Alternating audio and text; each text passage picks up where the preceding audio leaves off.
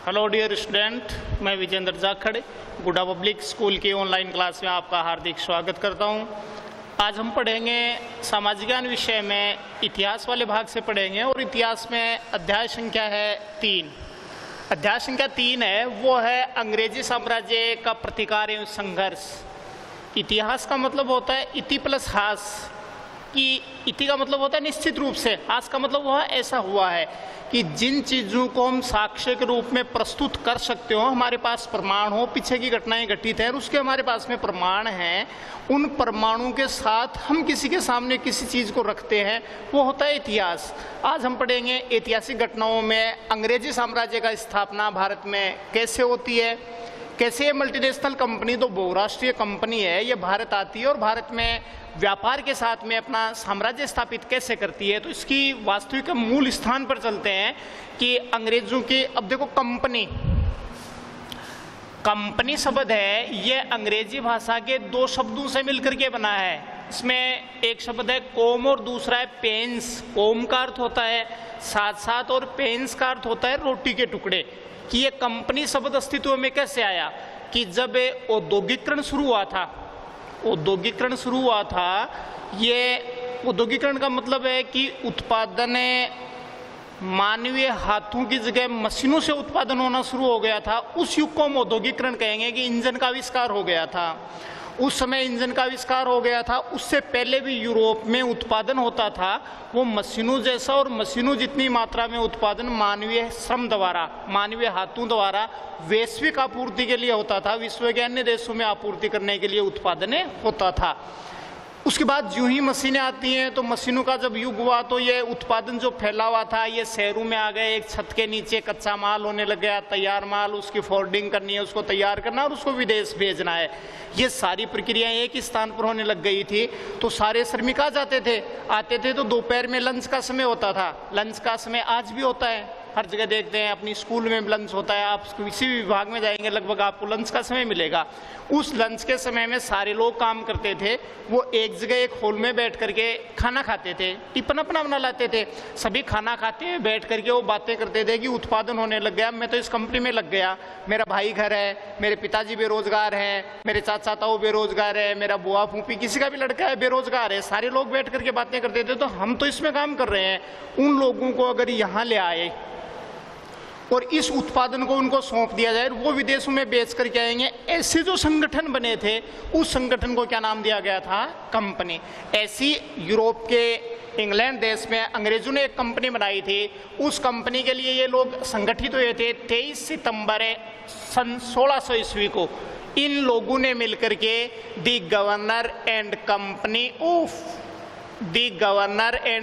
Of merchant and London trading into the East India नाम दिया था। शॉर्ट रूप में हम इसको बोल देते हैं ईस्ट इंडिया कंपनी। क्या बोल देते हैं ये अपनी बुक में, और हम शॉर्ट में बोल देते हैं इसको ईस्ट इंडिया कंपनी। अब इसको ईस्ट इंडिया कंपनी नाम क्यों देते हैं?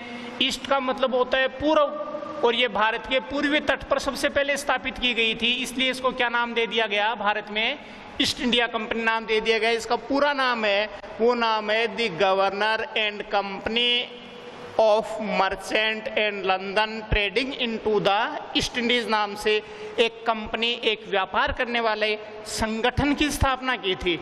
इस संगठन की स्थापना करने के बाद में उस समय ब्रिटेन की महारानी थी एलिजाबेथ प्रथम। इस एलिजाबेथ प्रथम ने इस कंपनी को भारत से व्यापार करने के लिए इन्होंने अपना परफॉर्मा रखा, वो भारत उपनिवेश से रखा, भारत से रखा, क्योंकि भारत में कच्चा माल और हाथों से इतना बेस्ट माल बना लिया जाता था कि इनका ये व्यापार था कि यूरोप में जब औद्योगिकरण हो गया था, विशेष करके सबसे पहले औद्योगिकरण की आधारशिला इंग्लैंड से रखी थी और लंदन शहर उसका केंद्र था, तो वहाँ के व्यापारियों ने तैयार माल को भारत बेच जाएंगे और भारत से कच्चा माल वहाँ लेकर के हम चले जाएंगे।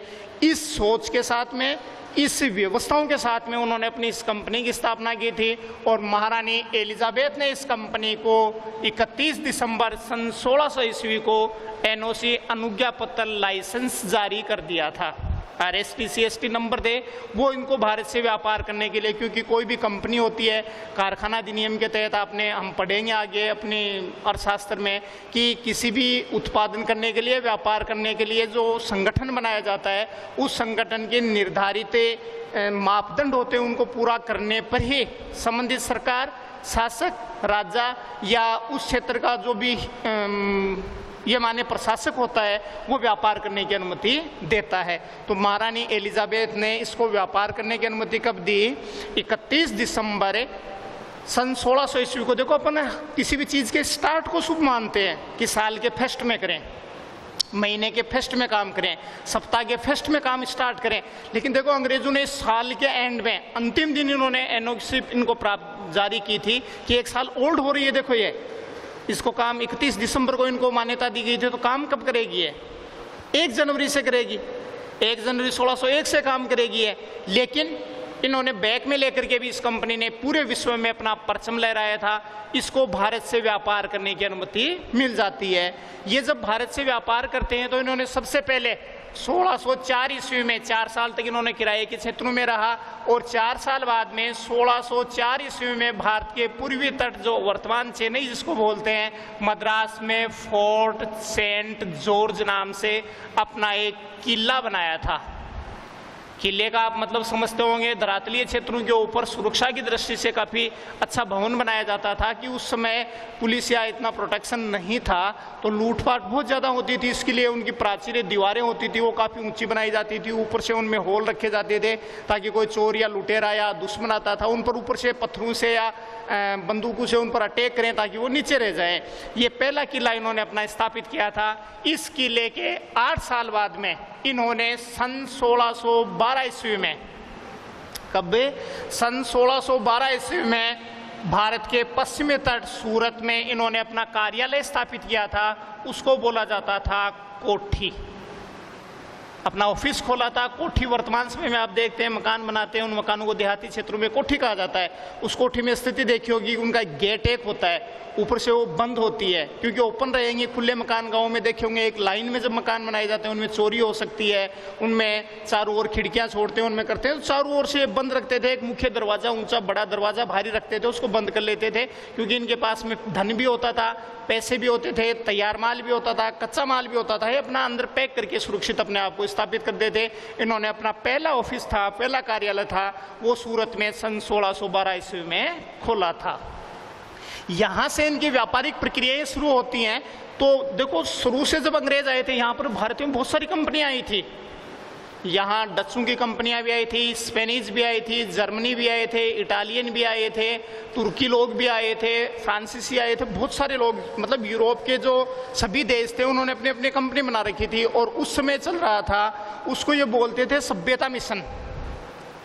यूरोपियन लोगों का ये मानना था, ये किसी भी देश में जाकर के अपना व्यापार स्थापित करते थे, अपनी राजनीतिक पकड़ मजबूत करते थे। वहाँ के लोग जब प्रतिकार करते थे, इनका विरोध करते थे, तो ये यूरोपियन कंपनियों के पदाधिकारी क्या बोलते थे कि सबसे पहले नव सभ्यता का आगाज, कि पुरानी जो सभ्यता है वो तो यूरो एशियन देशों में थी, चीन और भारत इसके काफ़ी अच्छे केंद्र थे या प्राचीन सभ्यताएं थी। लेकिन जो विज्ञान का युग आया है, आधुनिक सभ्यता आई है, आधुनिक रहन सहन और विज्ञान का जो युग आया है, इसका पहला पदार्पण यूरोप से हुआ है।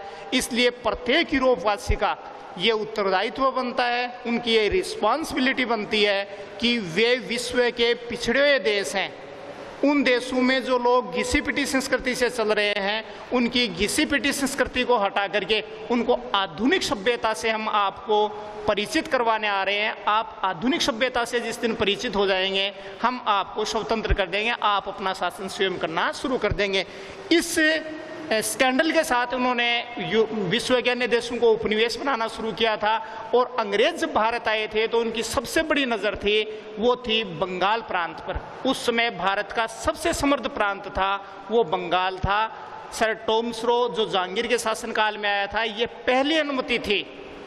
लेकिन इस ईस्ट इंडिया कंपनी ने क्या किया, उस समय तात्कालिक मुगल बादशाह था, वो था फर्रुखसियर। इन्होंने फर्रुखसियर के सामने एक दरख्वास्त, एक अपना ज्ञापन दिया कि हमें कुछ गांवों की लगान उगाने का काम दे दिया जाए। उसमें लगान उगाई जाती थी, टैक्स लिया जाता था। आज तो जैसे इनकम टैक्स देते हैं, बहुत सारे टैक्स इकट्ठे हो जाते हैं, सरकार की आय हो जाती है। उस समय आय होती थी वो लगान से, जमीन से होती थी। उसमें होने वाला व्यापार है, उसमें होने वाला उत्पादन है, उसका कुछ हिस्सा लगान के अलग अलग लेते थे। कोई 1/6 लेता था, 1/8 लेते थे, 1/4 लेते थे, 1/2 लेते थे, 3/4, ऐसे उनके अलग अलग हिस्से होते थे। तो उस टैक्स के लिए उन्होंने अपना दरख्वास्त रखा और मात्र 3000 रुपये में, कितने रुपए में? मात्र 3000 रुपये में उनको 38 गांवों की लगान प्राप्त हो गई थी, जमींदारी प्राप्त हो गई थी। इस 38 गांवों से उगाई का कार्य है वो सारा का सारा कार्य अंग्रेजों के द्वारा ही किया जाएगा। उसमें जो भी सिस्टम किया जाएगा वो सिस्टम अंग्रेजों के द्वारा किया जाएगा और जो व्यवस्थाएं हैं वो उनके द्वारा की जाएंगी। इस प्रकार ईस्ट इंडिया कंपनी की स्थापना भारत में हो जाती है और उनकी नज़रें कहाँ पड़ जाती हैं? बंगाल प्रांत पर पड़ जाती हैं। स्वस्थ रहें, सुरक्षित रहें। धन्यवाद।